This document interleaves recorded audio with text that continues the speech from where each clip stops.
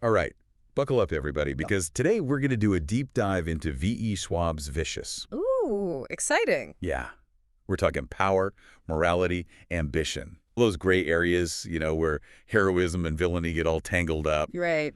We've got excerpts from the book, a fan-made character profile, and even some forum discussions about the ethical dilemmas. Oh. That'll make you really think twice about who to root for. I love that. What I find so fascinating about Vicious is how Schwab just flips the script on like the typical superhero origin story. Yeah. You know, these extraordinary people or EOs, they don't get bit by radioactive spiders or anything like that or come from other planets. Their powers emerge from something way darker, near-death experiences. So let's unpack that a little bit. Yeah. We're starting at Laughlin University, right? Yeah. We've got two brilliant, ambitious students, Victor and Eli, Yes. roommates, and right away you just feel this intensity in their relationship. Yeah, it's like this collision of two powerful forces, you know?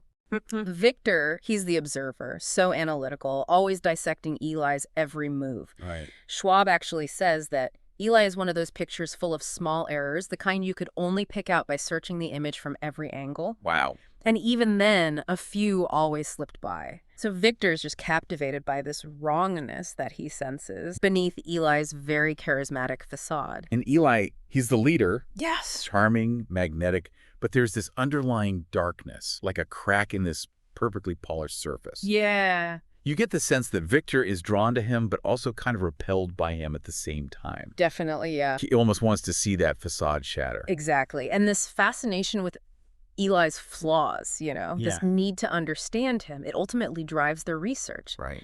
Eli's thesis is all about EOs, and he believes that near-death experiences Okay. are the key to unlocking those extraordinary abilities. Interesting. He compares it, to comic books, where some heroes are born with powers, think Superman, right? Right. And others, like Spider-Man, acquire them through some sort of trauma. Okay, so Eli wants to test his theory. Oh, he does. And Victor, maybe a little hesitantly, helps him orchestrate this crazy experiment, the ice bath. It pushes Eli to the brink of death. Uh-huh. But then something totally unexpected happens. Yeah.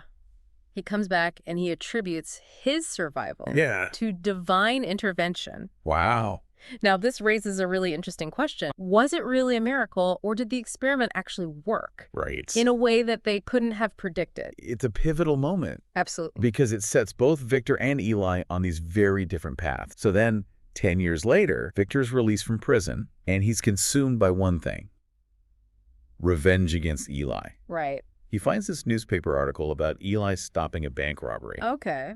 He's painted as this heroic figure, Right. but there's just something off about it. Oh, yeah.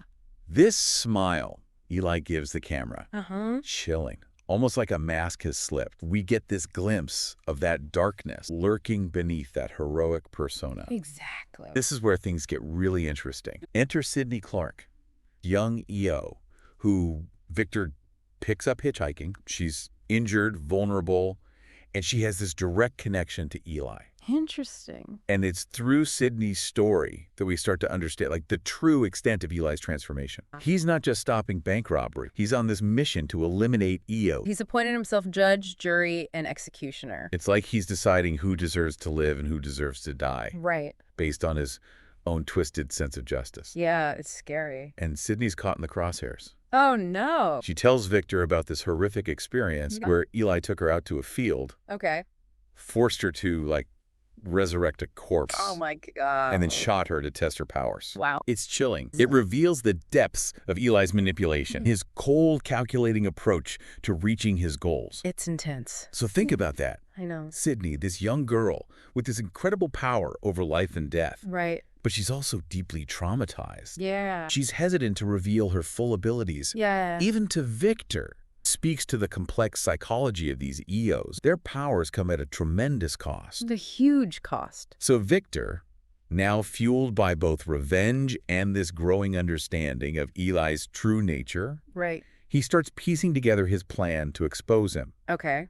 He enlists Mitch, a skilled hacker, to help him create this database of potential EOs. Wow, so it's almost like Victor's using Eli's methodology against him. Exactly. They're looking for patterns, near-death experiences, Yeah. anything that might point to the existence of other EOs. Right, but remember, Victor's motives are complex. He wants revenge, but there's also this fascination with Eli.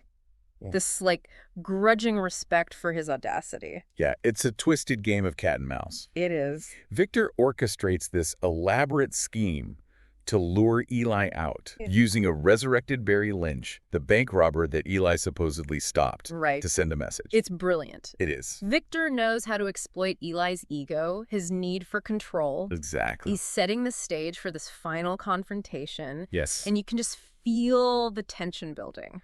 And we can't forget the other characters that are drawn into this web of power and revenge. Right. Angie, their mutual friend, and Eli's former girlfriend. Uh-huh.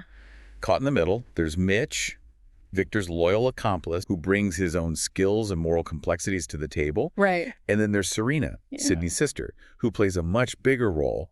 Each of these characters reflects different facets of the story's themes. Right. Loyalty, betrayal, ambition, and the consequences of that extraordinary power. Right. They're not just pawns in Victor and Eli's game. They're individuals making choices that shape their own destinies. That brings us to this pivotal moment in the story. Okay. Sydney's in a hotel room, Yeah. burning the EO profiles Victor has compiled, Well, trying to erase the evidence of Eli's crimes. okay. And then her sister Serena arrives. Right. That's when we realize that Serena is much more than just a pawn in this game. It's gut-wrenching. It is. Betrayal. Serena has been manipulating her own sister to further his agenda.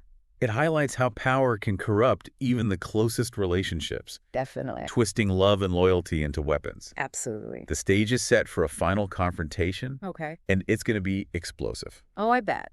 Victor, Sydney, and Mitch are heading towards a showdown with Eli. Yeah. But nothing is as straightforward as it seems.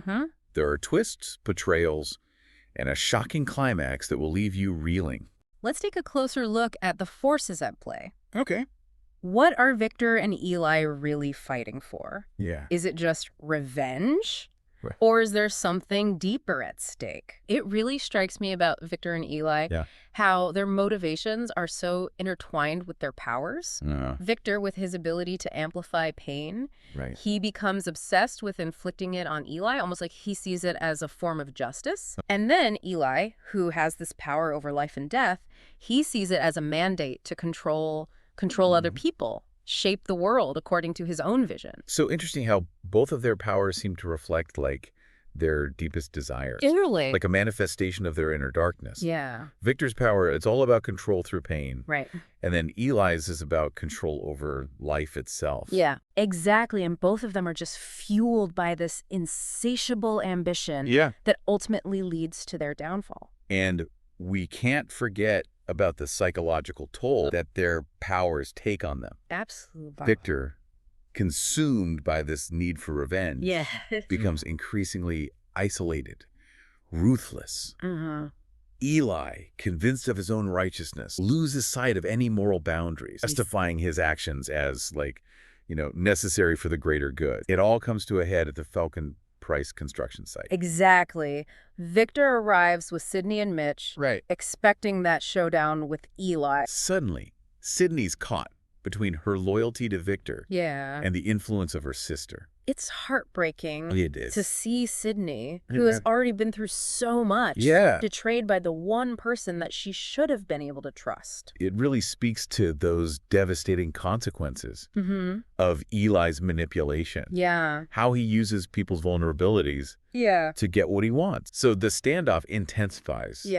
Victor, enraged by the betrayal and fueled by his desire for revenge, uses his power to amplify Eli's pain, pushing him to the brink. To the edge. Schwab writes, "You can't kill me, Victor," said Eli. "You know that." Victor's smile widened as he buried his knife between Eli's ribs. "I know," he said loudly. He had to speak up over the screams. "But you'll have to indulge me. I've waited so long to try." And here's the twist. That no one saw coming. Victor, dead. With his haunting smile on his face. That final image is so unsettling. It is. What does it signify? I know. Is it triumph, mockery, something else? It's brilliant. It is. Because Schwab just leaves us with these lingering questions, forces us to really grapple with the ambiguity of it all. Is Victor really dead? What'll become of Sydney and Serena? Exactly. What about the other EOs out there? And you know that little detail? What detail? Victor's habit of blacking out words in books. Oh, yeah.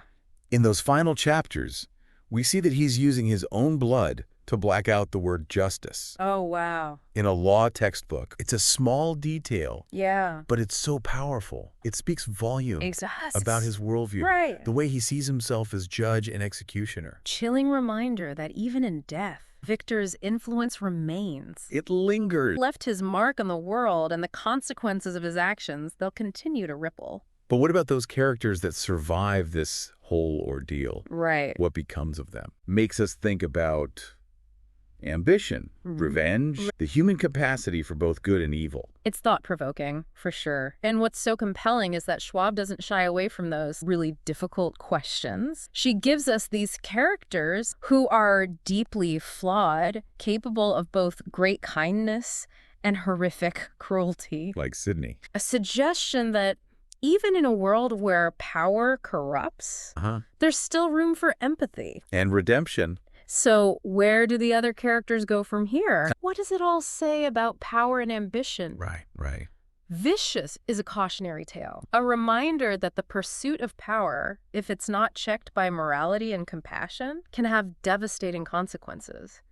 It makes us examine our own desires. If you had the chance to get those powers, through near-death experience, would you take the risk? If you haven't experienced this twisted world of Vicious yet, I highly recommend diving in. I second that. It's a wild ride, full of twists and turns. It'll make you question everything you thought you knew about heroes and villains. There's always more to uncover, more to unpack. Right, keep questioning and keep diving deep. Absolutely.